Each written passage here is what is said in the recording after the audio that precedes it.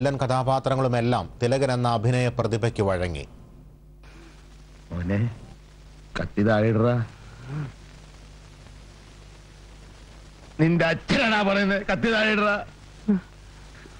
നാടകത്തിന്റെ കരുത്തുമായി സിനിമയിലെത്തിയ തിലകന് ഏതു വേഷവും അനായാസമായി അഭിനയിച്ച് ഫലിപ്പിക്കാൻ അസാമാന്യമായ പ്രതിഭയുണ്ടായിരുന്നു.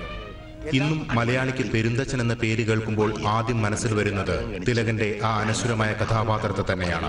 MTയുടെ തൂലികയിൽ പിറന്ന പെരുന്തച്ചന് എല്ലാ അർത്ഥത്തിലും ജീവൻ നൽകാൻ ഈ മഹാനടന് സാധിച്ചു.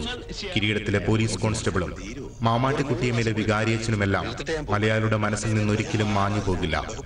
ക്രിസ്ത്യൻ വൈദികന്മാരുടെ വേഷം മലയാള സിനിമയിൽ ഇത്രയും ഫലപ്രദമായി അവതരിപ്പിക്കാൻ കഴിഞ്ഞ നടന്മാർ ചുരുക്കമാണ്. നാടോടിക്കാറ്റിലെ അനന്തൻ നമ്പ്യാർ എന്ന കഥാപാത്രം ഒരേ സമയം ക്രൂരനും പേടിത്തൊണ്ടനുമാണ്. അതായത് ട്രേഡേഴ്സ് അവിഹിത മാർഗത്തിൽ ഒന്നും ചെയ്യുന്നില്ല. സ്ഫടികത്തിലെ ചാക്കോമാഷ് മലയാള സിനിമ കണ്ട മികച്ച വേഷങ്ങളിൽ ഒന്നാണ്. കിലുക്കം, അരം പ്ലസ് അരം കിന്നരം, മൂക്കില്ല രാജ്യത്ത് തുടങ്ങി പല ചിത്രങ്ങളിലും ഹാസ്യവും തനിക്കിണങ്ങുമെന്ന് തിലകൻ തെളിയിച്ചു. അല്ല, എന്നൊക്കെ പ്രായമുള്ള കോഴിയാണല്ലോ, കഴിക്കുന്ന മുമ്പ് ബഹുമാനിച്ചേക്കാന്ന് വിചാരിച്ചു. എന്റെ കാശ് നശിപ്പിക്കാൻ വേണ്ടി മാത്രം പറിച്ചു വിട്ടിരിക്കുകയാണോ തന്നെ? ഇനി വല്ലതും ഉണ്ടോടോ നക്കാൻ? ഈ മഹാനടൻ അവതരിപ്പിച്ച ഒരു കഥാപാത്രത്തിലും നമുക്ക് തിലകൻ എന്ന വ്യക്തിയെ കാണാൻ കഴിയില്ല. കഥാപാത്രം മാത്രമായിരിക്കും മുന്നിൽ. ആകാശത്ത് മിന്നുന്ന താരങ്ങൾ ഒരു കാലത്ത് മങ്ങുമെന്ന പ്രപഞ്ച സത്യം സിനിമയിലെ താരങ്ങൾക്കും ബാധകം. എല്ലാം നോക്കി തീർച്ചപ്പെടുത്തിയിരിക്കല്ലേ? കറ്റുകൊണ്ട് മെത്ത ഉണ്ടാക്കി മുല്ലപ്പൂവും വിരിച്ച് നീ കാത്തിരിക്കുമ്പോ ഞാൻ വരാം. പക്ഷേ യഥാർത്ഥ താരത്തിന് ഒരിക്കലും മരണമില്ല. അതുകൊണ്ട് തന്നെ മലയാളിയുടെ മനസ്സിന്റെ തിരശ്ശീലയിൽ നിന്നും തിലകൻ എന്ന മഹാനടൻ മായുന്നില്ല. കാഴ്ചവെക്കുന്നു മുന്നിൽ രണ്ടു വാക്കുകൾ മാത്രം, ഓർക്കുക വല്ലപ്പോഴും. ന്യൂസ് ഡെസ്ക്, ജയ് ഹിന്ദ് ന്യൂസ്. തിലകന്റെ വിയോഗം മധ്യ തിരുവിതാംകൂറിലെ മലയോര പ്രദേശമായ മുണ്ടക്കയം നിവാസികൾക്കും താങ്ങാവുന്നതിലപ്പുറമാണ്. തിലകൻ വളർന്നതും പ്രാഥമിക വിദ്യാഭ്യാസം നടത്തിയതും നാടകാഭിനയം തുടങ്ങിയതുമെല്ലാം ഇവിടെ നിന്നായിരുന്നു. സഹപാഠികളും അടുത്ത സുഹൃത്തുക്കളുമായ ജയ്ഹിന്ദ് ചെല്ലപ്പനും സാമുവലിനും തിലകൻ ഇന്നും മരിക്കാത്ത ഓർമ്മകളാണ്. മുണ്ടക്കയം TR&D എസ്റ്റേറ്റിലെ ഡിവിഷണൽ കണ്ടക്ടറായിരുന്നു തിലകന്റെ അച്ഛൻ കേശവൻ റൈറ്റർ. അങ്ങനെയാണ് തിലകന് മുണ്ടക്കയവുമായി ബന്ധം തുടങ്ങുന്നത്. അന്ന് ഈ വീട്ടിലായിരുന്നു തിലകൻ താമസിച്ചിരുന്നത്. മുണ്ടക്കയത്തിന് കിഴക്കുമാറി കുട്ടിക്കാനം റൂട്ടിലുള്ള സെന്റ് ലൂയിസ് LP സ്കൂളിൽ നിന്നാണ് തിലകൻ എന്ന മഹാനടൻ അഭിനയത്തിന്റെ ആദ്യ ചുവടുവെച്ചത്. തിലകൻ 5 മുതൽ 8 വരെ പഠിച്ച CMS സ്കൂളാണിത്. പഠനത്തെക്കാളും അഭിനയത്തോടായിരുന്നു അന്ന് തിലകന് താല്പര്യം. സ്കൂളിലെ നാടകങ്ങളിൽ നിറസാന്നിധ്യമായിരുന്ന തിലകനൊപ്പം ഒരു നിഴൽ പോലെ ജയ്ഹിന്ദ് ചെല്ലപ്പനും എന്നും ഉണ്ടായിരുന്നു. അവിടെ മുതലാണ് ഞങ്ങളുടെ കലാപ്രവർത്തനം തുടങ്ങുന്നത്. അവിടുത്തെ ഹെഡ്മിസ്ട്രസ് മറിയക്കുട്ടി ആശാട്ടി എന്ന് പറഞ്ഞല്ലോ, അവിടെ ഞങ്ങളുടെ യൂത്ത് ഫെസ്റ്റിവലിന് ഒരു നാടകം അവതരിപ്പിച്ചു. അതായത് ഏകാംഗ നാടകമാണ്. അന്ന് അവർ മുഖാന്തരമാണ് ഞങ്ങൾ ഈ കലാപ്രസ്ഥാനത്തിലേക്ക് വരുന്നത്. ഇതിൽ നല്ലപോലെ പാടുകയും ചെയ്യുമായിരുന്നു. നല്ല സൗണ്ടും അല്ലേ. മുണ്ടക്കയത്തെ നാടകപ്രേമികളുടെ കൂട്ടായ്മയായ മുണ്ടക്കയം ഡ്രമാറ്റിക് ക്ലബ് രൂപീകരിക്കുമ്പോഴും തിലകനായിരുന്നു നേതൃത്വം. ഈ കാണുന്ന കെട്ടിടത്തിലായിരുന്നു രാവേറെ നീണ്ടു നിന്നിരുന്ന റിഹേഴ്സൽ.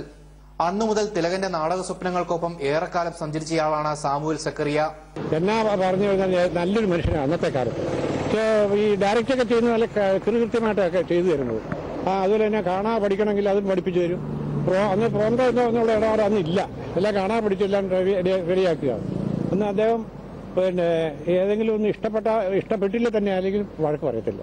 പിന്നെ കറക്റ്റ് ആ ശബ്ദ ഗാംഭീര്യമുള്ള ശബ്ദങ്ങളും അതുപോലെ തന്നെയുള്ള വാചകങ്ങളൊക്കെയാണ് പുള്ളിക്ക് എപ്പോഴും ഒരു മനസ്സിനകത്തുള്ളത്.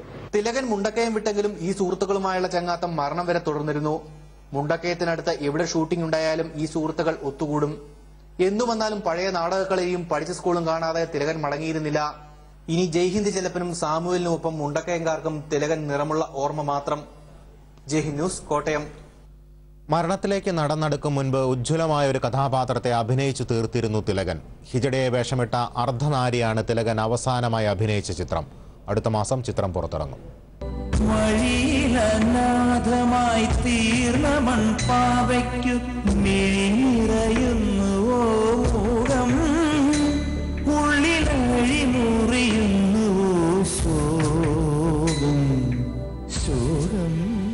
വെള്ളിത്തിരയിലും ജീവിതത്തിലും പൗരുഷത്തിന്റെ ആൾരൂപമായിരുന്ന തിലകൻ ലാസ്യഭാവം തുളുമ്പുന്ന സ്ത്രൈണതയെ കഥാപാത്രമായി തന്നിലേക്ക് ആവാഹിക്കുമ്പോൾ ഈ മഹാപ്രതിഭ പൂർത്തിയാക്കുകയായിരുന്നു സമ്പൂർണ്ണ നടനെന്ന പ്രേക്ഷക ലക്ഷങ്ങളുടെ വിശേഷണം.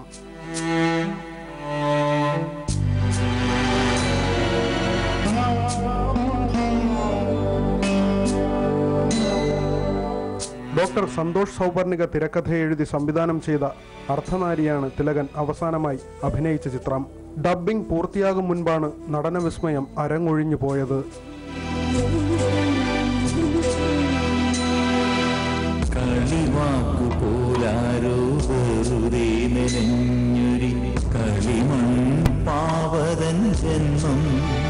ഹിജടകളെക്കുറിച്ചുള്ളതാണ് കഥ. ഹിജടകളിൽ തന്നെ അത്ഭുതമായ സിദ്ധിവിശേഷമുള്ള ജന്മമുണ്ട്. അത് കോത്തികളാണ്. അത് സ്ത്രീകളെ കണ്ടാൽ ഒരു പുരുഷരാകും, പുരുഷന്മാരെ കണ്ടാൽ അവർ സ്ത്രീകളുമായിട്ട് മാറും. അപ്പോൾ അങ്ങനൊരു ജന്മമുണ്ട്. അപ്പോൾ ഈ കഥാപാത്രങ്ങൾ ആരവതരിപ്പിക്കും എന്നുള്ള അന്വേഷണത്തിൽ ഏറ്റവും ഇതിലെ പ്രധാന കഥാപാത്രങ്ങളിലൊന്നായ നായക്, അതൊരു ഹമ്മാം, ഒരു ഹിജടകളുടെ സമൂഹത്തെ നിയന്ത്രിക്കുന്ന കഥാപാത്രത്തെ അവതരിപ്പിക്കാനുള്ള ഞങ്ങളുടെ അന്വേഷണം, ഞങ്ങളുടെ മനസ്സ് പറഞ്ഞത് അതിന് ഇന്ത്യൻ സിനിമയിൽ ഒരു നടനേ ഉള്ളൂ, അത് മഹാനായ നടൻ, അഭിനയത്തിൻ്റെ കുലപതിയായ തിലകൻ മാത്രമാണെന്നാണ്. വാർദ്ധക്യത്തിലും വശ്യത ഇളകിയാടുന്ന ശരീരവുമായി ജീവിക്കുന്ന ശാപജന്മമായ നപുംസകത്തിന്റെ വ്യത്യസ്ത വികാരങ്ങൾ സാന്ദർഭികമായി മിന്നിമറയുമ്പോൾ തിലകനെന്ന അതുല്യ പ്രതിഭ യാഥാർത്ഥ്യമാക്കുകയാണ് കാളിദാസനും ഭരതനും വരച്ചിട്ട അഭിനയ സങ്കല്പത്തെ.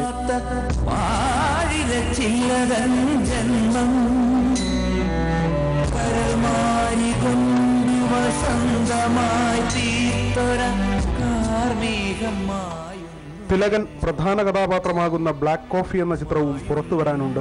ആരുടെ ശബ്ദം ഇനി തിലകന് വേണ്ടി പകർന്നു നൽകുമെന്ന ചിന്തയിലാണ് അർദ്ധനാരിയുടെ അണിയറ ശില്പികൾ. കാരണം സ്വരം പകരേണ്ടത് ആർക്കെങ്കിലുമല്ല, ഒരുപാട് മനസ്സുകളിൽ ആഴ്ന്നു കിടക്കുന്ന സത്യവിസ്മയത്തിനാണ്.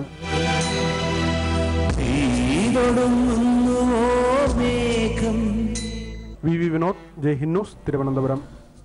നടൻ തിലകന്റെ കണ്ണീരിന് കാരണമായവരാണ് ഇപ്പോൾ തിലകന് വേണ്ടി കണ്ണീർ പൊഴിക്കുന്നതെന്ന് പ്രമുഖ സംവിധായകൻ സോഹൻ റോയ് ദുബായിൽ പറഞ്ഞു. തന്റെ ഹോളിവുഡ് സിനിമയായ ഡാം 999 നിന്ന് സിനിമാ സംഘടനകളുടെ നിർബന്ധം മൂലം തിലകനെ ഒഴിവാക്കേണ്ടി വന്നത് ക്രൂരമായി പോയെന്നും സോഹൻ റോയ് തുറന്നടിച്ചു. ഞാൻ കുറച്ച് ചങ്കൂറ്റം കാണിച്ചു എന്നുള്ളൂ. കാരണം ഒരുപക്ഷെ ഞാൻ ചെറുപ്പത്തിലായിരുന്നെങ്കിൽ ഇത് കാണിക്കില്ലായിരുന്നു. എൻ്റെ ഏതാണ്ട് ആയുസ് കഴിയാൻ പോവാ. അതുകൊണ്ട് എനിക്ക് കുറച്ച് ചങ്കൂറ്റം കാണിക്കാം, അത് ചരിത്രമാകട്ടെ. ജീവിത ആയുസ് കഴിയുന്നതിന് മുമ്പ് തിലകൻ എന്ന മഹാനടന്റെ ചങ്കൂറ്റം നിറഞ്ഞ ഈ വാക്കുകൾ ഇന്നും വലിയ ഞെട്ടലോടെയാണ് സംവിധായകൻ സോഹൻ റോയ് ഓർക്കുന്നത്. 30 വർഷത്തിൽ അധികം നീണ്ട സിനിമ അഭിനയ ജീവിതത്തിനിടെ തിലകന് ആദ്യമായി ലഭിച്ച ഹോളിവുഡ് സിനിമയായിരുന്നു ഡാം 999. എന്നാൽ താരസംഘടനയായ അമ്മയുടെയും ഫെഫ്കയുടെയും വിലക്കിനെ തുടർന്ന് തിലകനെ ഈ സിനിമയിൽ നിന്ന് ഒഴിവാക്കാൻ സോഹൻ റോയ് നിർബന്ധിതനായി. ഇതിൽ രോഷാകുലനായാണ് തിലകൻ അന്ന് ഇങ്ങനെ പൊട്ടിത്തെറിച്ചത്. തിലകനെ തന്റെ സിനിമയിൽ നിന്ന് ഒഴിവാക്കേണ്ടി വന്നത് വലിയ നഷ്ടമായെന്ന് സോഹൻ റോയ് പറഞ്ഞു. ഏറ്റവും വലിയ ക്രൂരതയെന്ന് ഞാൻ പറയത്തുള്ളൂ. അവർക്കൊക്കെ ഒന്ന് സ്വല്പം ഒരു കാരുണ്യം അദ്ദേഹത്തോട് കാണിച്ചിരുന്നെങ്കിൽ ഈ കഥാപാത്രം അദ്ദേഹത്തിന് നഷ്ടപ്പെട്ടില്ലായിരുന്നു. തിലകന്റെ കണ്ണീരിന് കാരണമായവരാണ് ഇപ്പോൾ തിലകന് വേണ്ടി കണ്ണീർ പൊഴിക്കുന്നതെന്നും സോഹൻ റോയ് തുറന്നടിച്ചു. ഇന്റർനാഷണൽ ചെയ്യുന്ന ഒരു പ്രോജക്റ്റിനകത്ത് അദ്ദേഹത്തിന് കിട്ടിയ കഥാപാത്രത്തെ ഇല്ലാതാക്കിയതിൽ ഇവിടെ പലർക്കും ഇന്ന് അദ്ദേഹത്തിന് വേണ്ടി കണ്ണീര് പൊഴിക്കുന്ന പലരും ആക്ച്വലി അന്ന് അദ്ദേഹത്തിന്റെ കണ്ണീരിന് കാരണമായിട്ടുണ്ട്. ഒരുപാട് പേരുടെ തീരുമാനങ്ങൾക്ക് വിധേയമായാണ് തിലകനെ അന്ന് അങ്ങനെ സംസാരിക്കേണ്ടി വന്നത്. തന്നോടുള്ള സ്നേഹം കൊണ്ടാണ് സിനിമയിൽ നിന്ന് ഒഴിവാക്കിയിട്ടും അതേ സിനിമയുടെ വാർത്താ സമ്മേളനത്തിനായി തിലകൻ വീണ്ടും എത്തിയതെന്നും സോഹൻ റോയ് പറഞ്ഞു. മലയാളിയെ റെപ്രസെന്റ് ചെയ്തിട്ടാണ് തിലകൻ ചേട്ടൻ ഈ ചിത്രത്തിൽ അഭിനയിക്കേണ്ടിയിരുന്നത്. അത് മലയാളികളുടെ മൊത്തം നഷ്ടം. ക്യാമറമാൻ സുജിത്തിനൊപ്പം എൽവിസ് ചുമാർ, ജയ്ഹിന്ദ് ന്യൂസ്, ദുബായ്.